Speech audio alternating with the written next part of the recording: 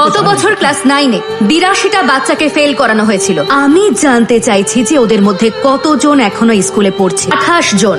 54 জন বাচ্চা স্কুল ছেড়ে দিয়েছে। তার মানে এতগুলো বাচ্চার ভবিষ্যৎ আপনারা নষ্ট করে দিয়েছেন। আপনাদের আদৌ কোনো ধারণা আছে যে এখন এই বাচ্চাগুলো ঠিক কি করছে? ওদের মধ্যে কয়েকজন হয়তো শ্রমিক হয়ে গিয়েছে আর কয়েকজন ক্রিমিনাল। তাহলে কি এই স্কুলটা বাচ্চাদের শ্রমিক আর ক্রিমিনাল তৈরি করবে? যোগ্য না হলে তাকে তো ফেল করাতেই হবে না। তাহলে এবার টিচারদেরও পরীক্ষা দিতে হবে। দেখা যাক আপনাদের মধ্যে কতজন শিক্ষক হওয়ার যোগ্য। আর যারা পাশ করতে পারবেন না তাদের বার করে দেওয়া হবে। এই বাচ্চাগুলো যদি আপনাদের বিরুদ্ধে মামলা রুজু করে দেয় যে আপনারা ওদের সঙ্গে অন্যায় করেছেন, তাহলে আপনাদের বাকি জীবনটা জেলে কাটাতে হবে।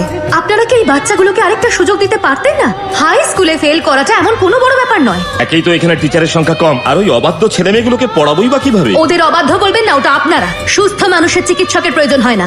আপনারা যদি শুধুমাত্র স্মার্ট বাচ্চাদেরই পড়াবেন তাহলে আপনারা শিক্ষক হওয়ার যোগ্যই নন। আমি পিটি ফান্ড থেকে অন্য শিক্ষক আনাবো। 82 জন বাচ্চার দায়িত্ব আমি নিলাম।